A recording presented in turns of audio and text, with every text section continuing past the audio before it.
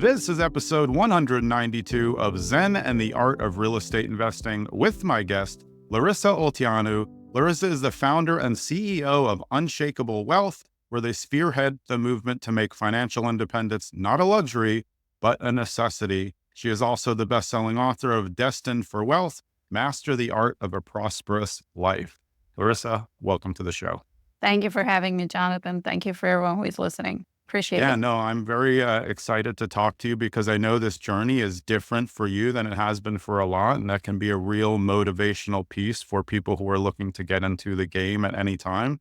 So let's go way back. You weren't born in America. When did you come to America? And when was the first time that you thought about real estate? The first time that I thought about real estate was very young in elementary school. And there was a situation that prompted me to capture that thought. Yeah. And that I came to was when I was 21. So 2008. Do not do the math. Yeah. But you had already thought of real estate before you got to the US. After you got here, when did you put the real estate into play? Because I know when you came here, you really didn't come with much. So you were trying to figure out, how am I going to make it in a new country? Yeah. So it was 2014 that I started real estate. So from 2008 to 2014, it was 6 years that took me until I got into the real estate. And that was because exactly what you mentioned, Jonathan. How do I survive here? How do I fulfill my basic needs and establish the base for jumping into real estate? Yeah. Well, let's talk about that a little bit though, because I think there's a lot of newer investors now who I think are trying to leave their jobs too early. And you found out quickly that your path started with getting the job that you really wanted, getting really good at that job, and then seeing what you could do with the assets from that job. Am I right about that? Yes, that's correct. And when I started, it was a bit harder to obtain loans Yeah. without a W-2. Now it's a little bit easier with DSCRs being available or some Right. other types of loans out there. But when I started, first, I didn't know anything about the US financial system. And I grew up with the idea of you go to college, you get a degree, you get a job. And I did just that. My first thought was, how do I get a degree? And then obviously, how do I get a job? Yeah. And then when I met my mentor in real estate, the first thing that he told me was, keep your W-2. The best tip that I can give you is keep your W-2. Well, what was the first property that you bought and how did you buy it? Because I think that'll set off the story to, where you got to now, because it's a great journey. Yeah. So the first property that I got was a single family home and it was on the market. It was nothing like off market, Yeah, I whatever. buy most of my properties on the market. I don't know Mhm. I've done off market acquisition, but I feel like as a new buyer, you're the safest on the market. You're going to have many more things that are considered, including agents' licenses and the thing that are at play there and sellers' disclosures and all those important things. Yeah, absolutely. So like I said, I was scouting the market every night, 2 to 3 hours after coming from work. And that property was a simple neighborhood, nothing fancy. I bought it for $96K. I bought it hard money because again, if you remember, I just gave my money not gave, but Yeah. invested my money in the knowledge, acquiring the knowledge in a shorter time span that I would, if I would have gotten it alone and it would have taken me forever anyway. So about 6K worth of rehab. It wasn't nothing big like demolishing anything. It was stained floor, regular stuff. And it appraised really well. So I was thinking this month, believing that I remembered accurately. And I was like 25, 35 was somewhere in that range.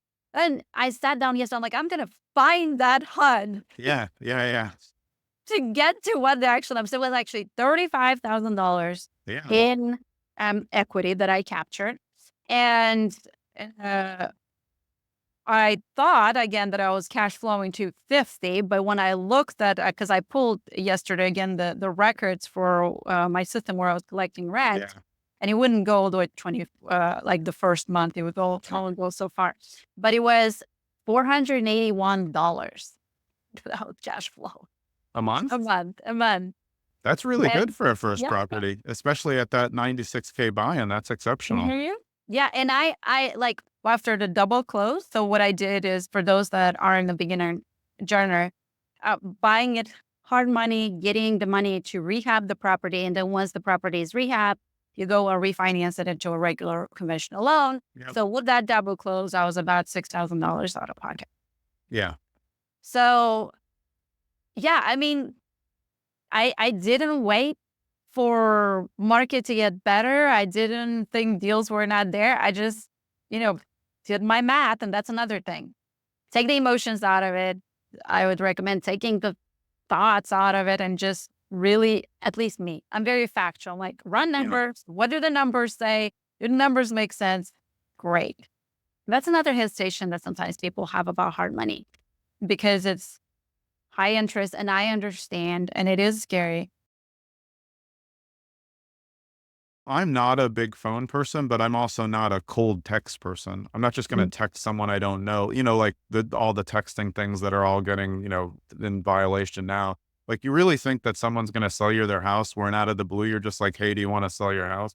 Oh, actually, yeah, I just got a text message from a number I've never seen before. I'm just going to text back, yes, we'll close the deal this afternoon. I mean, that it's kind of silly that it goes against every principle of real estate that you're building relationships over time so that you can build trust in that relationship. So then you find a win-win where both parties are happy. And over your career, though, haven't you found that the relationship building is what will help you close deals where other people may have more money, they may have a better loan, but they don't trust the people because those other people don't care about them. And I think that's what a lot of people are missing if they go to a program and they're just focused on getting in these things like, hey, let me make 10 lowball offers a week. Well, you're not really presenting anything novel to them. Anybody can do that. 100%. And you're right. I get like messages like this every day for properties that I've sold like ages ago. And they're like, how does it fit glittering? And I'm like, oh my gosh, I hope I'm not saying that, but in my mind, I'm thinking, I hope you didn't pay that much for that list because it's like, Oh, no, I say that.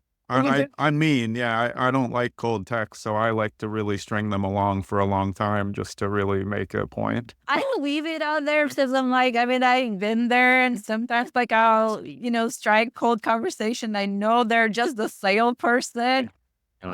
But I think I'm like, that list is really, really old.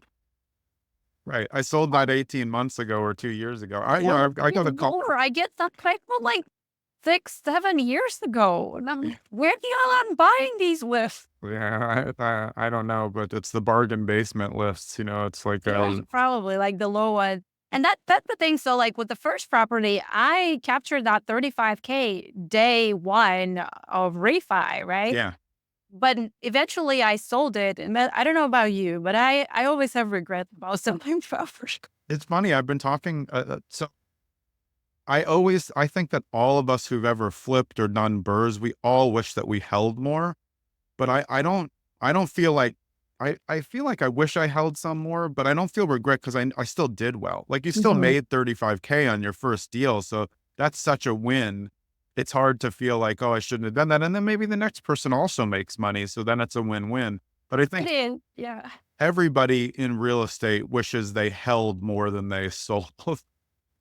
Because if you just keep holding it, it's going to keep appreciating in America. There's really no downside to it. Even, 2008, I held lots of properties and it wasn't pretty for a while, but it just all turned out fine as long as you can make it through the times where there's a recession or some other economic impact. Yeah, 100%. So it actually ended up being more that I made with that property because I held on to it for some years and then I ended up selling it and I was at about 50K. Yeah. And after holding it and selling it, again, it wasn't in some crazy booming neighborhood, it was just like steady growth year over year. Yeah. I think But that another, yeah. No, I was gonna say another thing about those relationships and building them and like when you build like you said, there's people more capital and more opportunity that they can pick up the property. But those relationships So important because one of the properties that I just bought was from a person that was very sick, right? So that was the relationship that I built with a wholesaler that sold it to me. But I did, it was a good accident that happened. I did meet the owner,